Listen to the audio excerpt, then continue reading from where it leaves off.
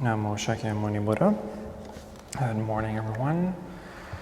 Today will be a fairly short class. It is the second to last. We have this class and one more class before we take a summer break.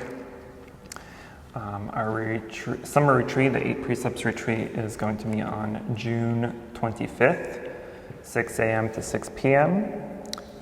So I hope that a lot of you would be interested in attending and joining us for that auspicious retreat.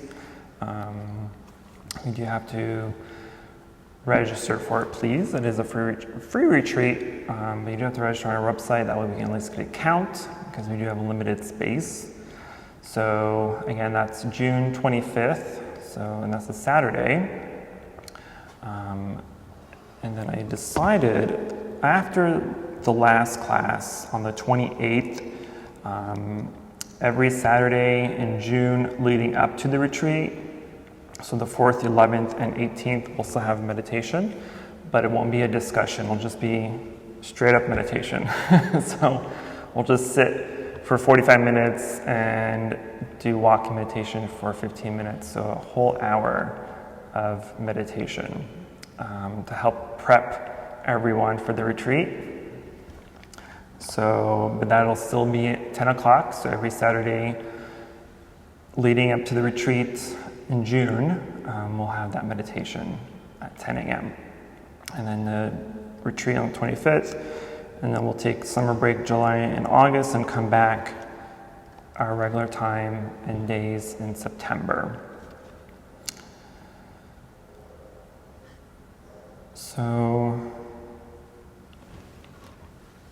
today we'll just continue our discussion on watching our mind, maintaining our concentration, since our big topic for this semester was to work on access concentration, right? The point of mind, the state of mind that we need to hold and maintain in order to access the higher levels of meditation called the jhanas. We won't be getting into the jhanas specifically, but access concentration at least will give you access to a pretty stable meditation practice. That way it'll help you develop and sustain that concentration, that awareness during the meditation, and the ability to take that mindfulness outside in everyday life. So last time we talked a little bit about the monkey mind and how to bring back the monkey mind to our meditation object. And I really just wanted to clarify just a bit the difference between regular distractions and the monkey mind distractions. The monkey mind distraction is, if we visually imagine a monkey, right? We see the monkey jumping from one tree to another, one limb to another, just constantly jumping from one thing to another, right? So likewise, our mind works in the same way, jumping from one thought to another. It's jumping from one sensation to a feeling, to a sound, to a smell. It's just jumping all over the place, right? So that's the monkey mind. However, when we are meditating on our object of meditation, for instance, and a distraction arises, that distraction isn't as monkeying as the monkey mind, because the distraction can be slow burning, right? So you may hear the sound of the door opening or the dog barking, or maybe just some discomfort in your body, and so that distraction tends to linger a little bit longer than a monkey mind, right? Because the monkey mind is going from one thing to another constantly, right? It's fast burning essentially, but a distraction is slow burning, so it takes longer to develop in the mind. It takes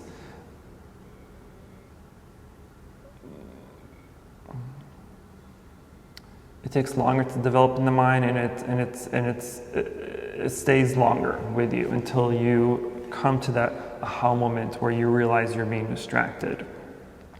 But in either case, whether you have the monkey mind or you're just simply distracted, the objective is still the same. So the objective is to recognize that we are away from the object of meditation and to bring it back, to bring our mind back to the object of meditation. And so for this time around, our main concentration, or our main object of meditation is the breath, right? Because the breath is there all the time. It's something that we can use and utilize anytime, any day, right? It's the first thing you do when we are born. It's the last thing we do before we die. So it's constantly there. It's always there. You can't get rid of it. And because of that, it is the most important object of meditation that we can use. And so whether we are sitting in meditation, whether we're doing walking meditation, whether we're working or doing chores, meditation is always there. It's always accessible to you. It's accessible to us in whatever situation we're in, because we have that object of meditation, which is our breath. And so a lot of times we want to be able to utilize and use the mindfulness practices that we are developing in meditation in our everyday life. And that's totally possible, right? But we have to really be diligent in ensuring that we are actually putting in effort to develop and to strengthen our mindfulness. Because as we are doing anything in life, whether we are working or studying or doing chores or whatever it may be, if we are able to develop introspective mindfulness, right? That means we are aware of what we're saying, what we're doing, what we're feeling, what we're thinking, right? But we also want to develop that extrospective awareness, right? Because that way we are also aware of the situation and how we got to this situation, right? And once those two become unified and become more powerful and more developed, then we go into a true mindfulness state, right? And in this mindfulness state, now we know why we're doing what we're doing. We know why we're thinking what we're thinking, and we know why we're saying what we're saying, right? It's not just being aware of what we're saying and what we're doing and where we're at, but it's also important to know why we're thinking that way, why we're doing what we're doing, and why we're thinking what we're thinking, right? Because we're really trying to we're training our mind, we're getting to know our mind, and in order to do that, we have to ask these questions.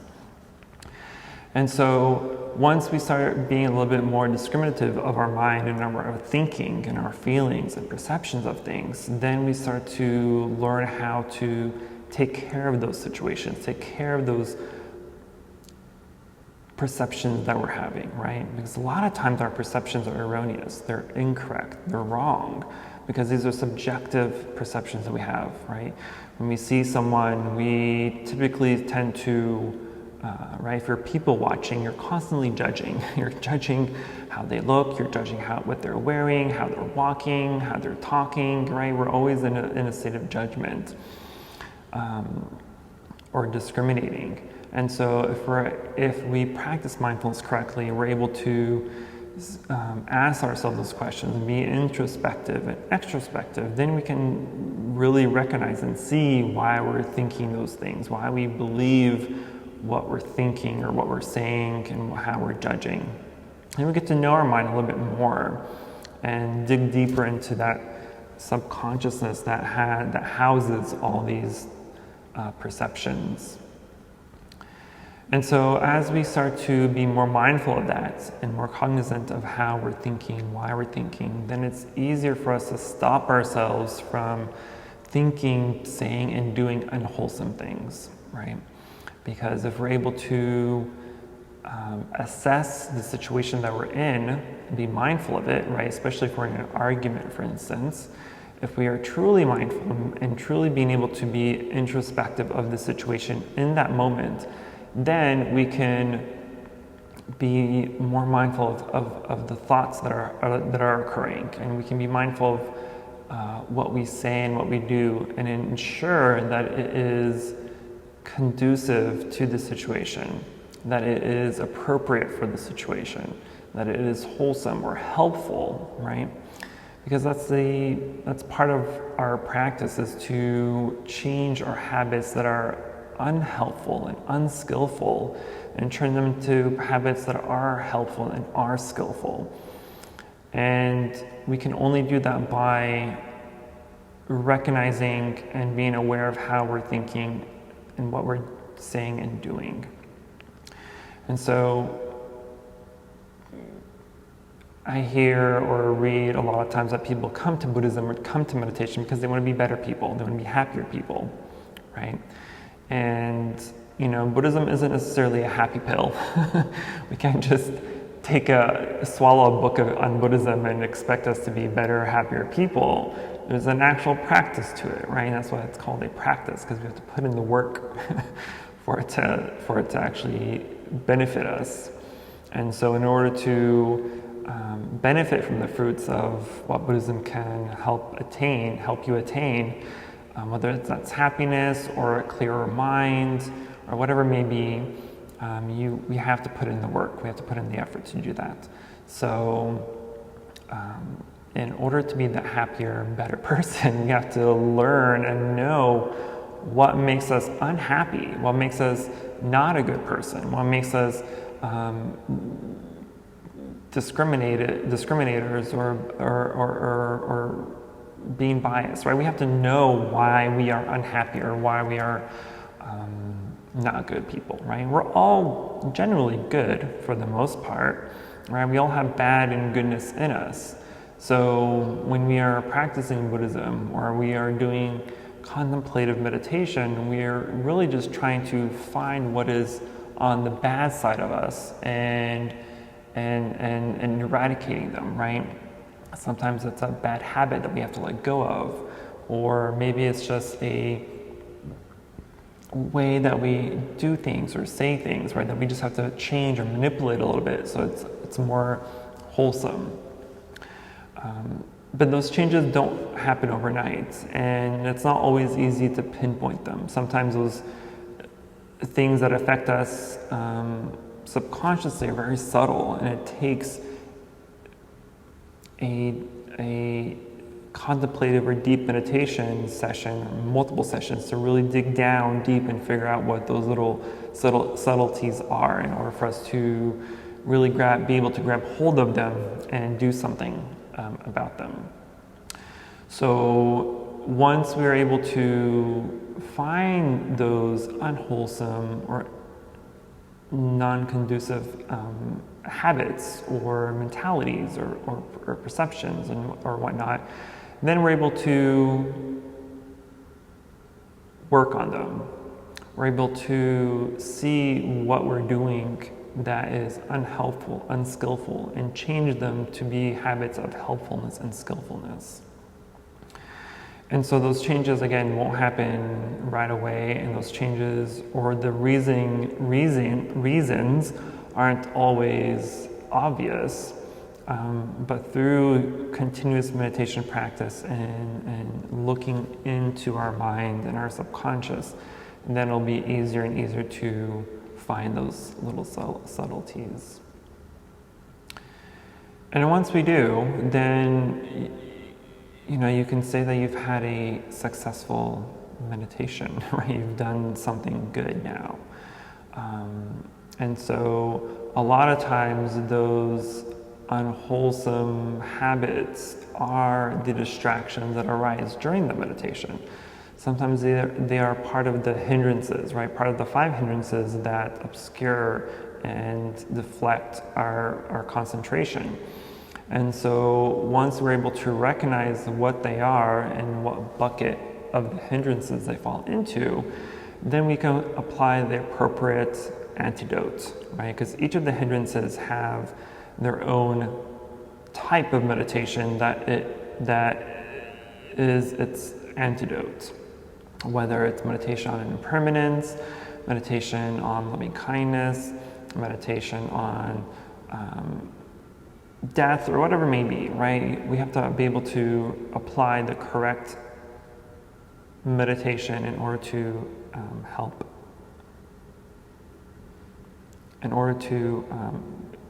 provide the antidote toward that hindrance.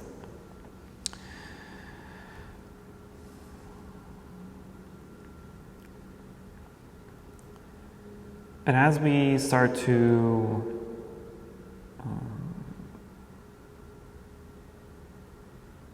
strengthen our mindfulness during the meditation, then we can take that meditation practice outside of the cushion, off the cushion, into our work life, into our school life, and personal lives and professional lives.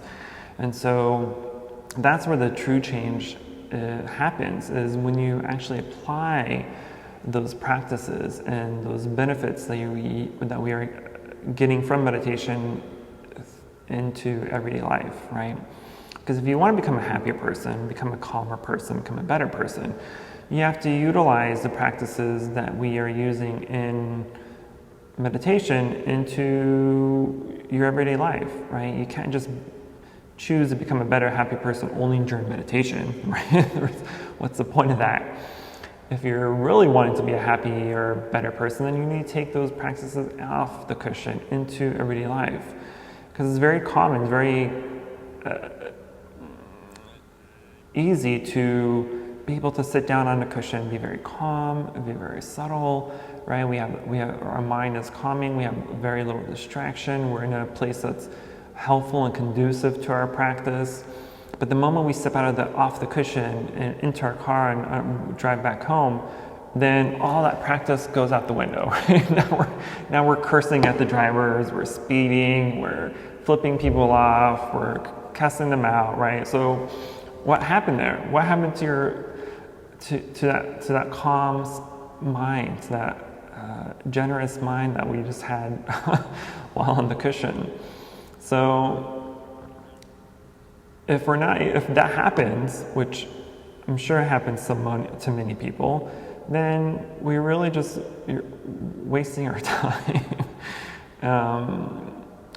So the practice here is to take the practice of the cushion, on the cushion, off the cushion, right?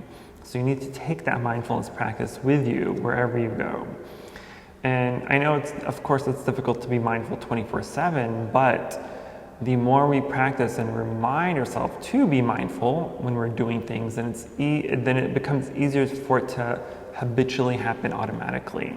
And so if we're able to become mindful as we are cooking or cleaning or driving or doing dishes or laundry, whatever it may be, if we are reminded to be mindful in those situations and the mundane things that we do, then it becomes easier to be mindful through activities that are anything else, driving, working, studying, right? And so it becomes easier for it to become a normal habit. But we have to apply that mindfulness into anything that we do, regardless of how mundane it is. Brushing your teeth, changing clothes, walking to your car, whatever it may be, right? If you're just being mindful of what you're doing in the moment and be fully focused and unaware of what you're doing in that moment, then you're practicing mindfulness. Because that's exactly what mindfulness is, right? Is to be aware, to be present, to know what you're doing, to know what you're thinking, to know what you're saying. So those are mindfulness practices. So it's technically easy. What's not easy is the remembering to be mindful. That's the obstacle there, right? Is to remember to be mindful in the things that we do. So one thing that I used to do many years ago is to place sticky notes around your house, right? And some sticky notes had something specific depending on where I stuck them, but for the most part, the majority of those sticky notes said to be mindful. That's it. The words "be mindful" were on the sticky notes. So they were on the mirror in my kitchen, they were on the microwave door, on the fridge, on the washing machine, on the front door, the garage door, had sticky notes. That way, regardless of where I went around the house and what I was doing, I had that little sticky note reminder to be mindful of what I'm doing. And so as you do that, then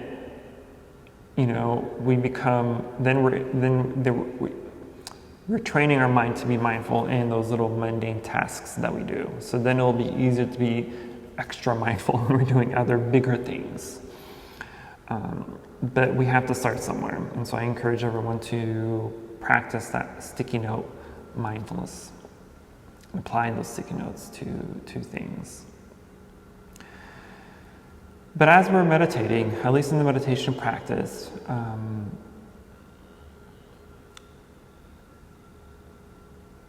we have to, I know this time around we've only been focusing on the breath as our object of meditation, but in the past we've gone over several different techniques and methods, right? Meditation on the breath, visualization, mantra, chanting, walking.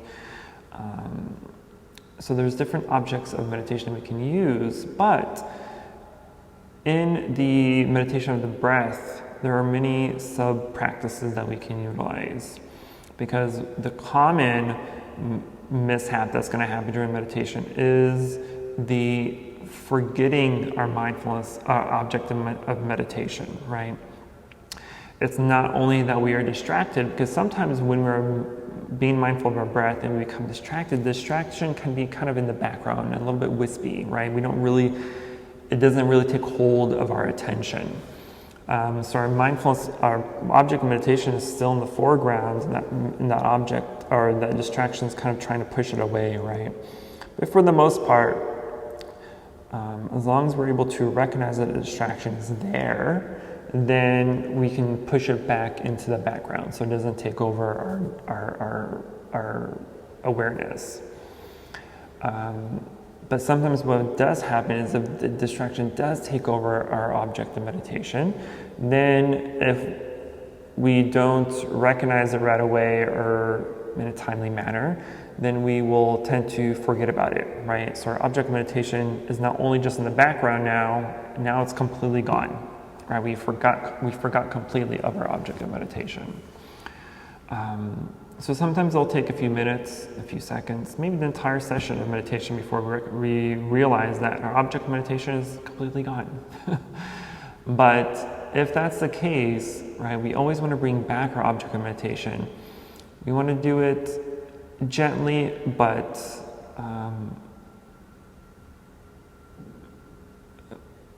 we want to do it gently and not to condemn ourselves, right? Because we really want to add positive reinforcements, right? Training our minds like training a dog. You can't train a dog by yelling at it, by punishing it to do what you want, right? We have to train it with positive reinforcements, right? So we give them treats. We teach them how to sit and how to go into their crate or how to lie down. And we do that by positive reinforcements, by giving them treats or cookies or whatever it may be, right? That's how they learn. And so our mind is the same thing. So if we are distracted and you recognize that the distraction is there and you've lost your object of meditation, we don't want to condemn ourselves and say, oh my God, I lost my object of meditation again. I am completely distracted. I'm unfocused. Then you're just really discouraging yourself, right? You're training your mind to punish yourself for losing that object, and we really don't want to do that. So instead, if you've lost your object of meditation and you become aware of it, just say, I've lost my object of meditation, because it's really an accomplishment that we've even been able to recognize that we've lost our object of meditation. And so once we become aware that we've lost the object, instead of condemning yourself and saying that you are not practicing correctly or effectively, instead be proud that you've made that awareness. Recognize that you've accomplished something very powerful, that you've accomplished being aware that know that you've lost your object of meditation, and now you need to go back to it, right? So just like training a dog with positive reinforcement, we need to do the same with ourselves. That way your mind knows that there's a reward for being aware that you've lost your object of meditation. And so as we do that over time, then it'll be easier for our subconscious to be aware or recognize that we've lost our object of meditation a little bit quicker, right? Because it's not us that we become aware that we've lost the object, right? It's our subconscious saying, hey, you've lost, you're distracted now, right? And so we have to train that subconsciousness to recognize and be aware that we've lost a distraction quicker and quicker. So just remember to reward yourself with positive reinforcement. Don't discourage yourself, don't condemn ourselves for being neglectful of our object meditation or losing it. Instead, just recognize, be happy that you've found, or be happy that you know that you're able to see the distraction. Be happy that you know that the distraction was there. Be happy that you're able to bring back your object meditation into full awareness. And as we do that over time, then it just becomes a habit. It becomes easier for us to bring back our object meditation once we've lost it. But again, in meditation and out of meditation, just try to remember being introspective and being extrospective of what's happening in your mind and outside of your mind, right? That way, whatever we think, say, or do after those introspections, then we do it accordingly. We do it in accordance to what is helpful for the situation that we're in. And that way we don't regret saying or doing things later on, right? Because if we're able to be introspective and be mindful of what we're thinking, then it's easier to say and do the correct thing according to the situation. Okay. So like I said, this is going to be a short talk. In our next class, our last class, we'll do a grand summary of what we've been speaking of so far this year, and ensuring that we are aware of what is access meditation, access concentration, making sure that we know how to get to it, how to recognize its presence, and how to maintain its stability or maintain its presence in our meditation. That way we become a little bit more prepared for our retreats. It's an 8 precepts retreat, so there's not as much meditation as in our winter meditation retreat. So the 8 precepts retreat, it's a little bit different than a meditation retreat because it's essentially trying to mirror the life of a monk or nun, right? So it's trying to mirror the monastic schedule. So there's more chanting than there is meditation, but there still is meditation in the schedule. But at the same time, we also treat chanting as meditation as well, right? Because what is meditation? What is concentration?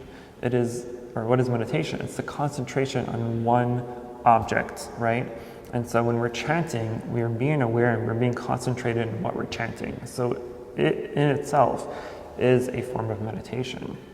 So as we chant throughout the retreat, your mind becomes one pointed on the chant, and it's easier to develop concentration through that practice, but it also allows what we're chanting to kind of sit in our subconsciousness, that way we're able to reflect on what we've chanted during sitting or walking meditation, or just during any other mindful activity. So it's a little bit different than the meditation retreat, but it's still very helpful practice and very helpful to be part of, because we're still practicing with the Sangha, with our community. So it's a very conducive environment to help your practice. So I encourage anyone that is interested in that kind of practice or that kind of event to participate in the retreat. That way we can all practice together. And so as I mentioned, we have one more class, and then the first 3 Saturdays of June we'll just do just meditation, no discussion. But after the meditation, everyone is free to ask any questions, and we'll have a kind of Q&A session before or after, just depending on who's here, in preparation for a retreat. And then we'll have a summer break because it's too hot to be meditating sometimes, but okay. Any questions, concerns, emotional outbursts?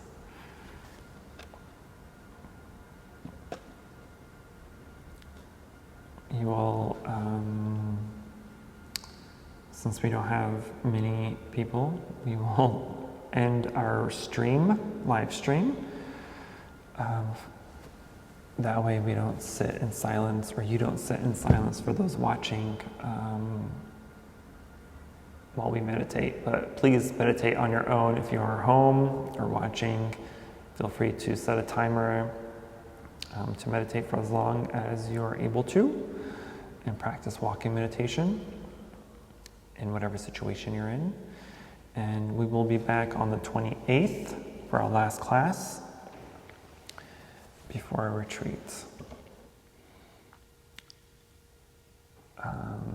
Only other announcements is just a reminder of our Sunday services that we have every Sunday, 12:30. And then our Buddhism 101 class has restarted again. So that is every first and third Tuesday at 6 p.m. here in the shrine, in the back of the shrine.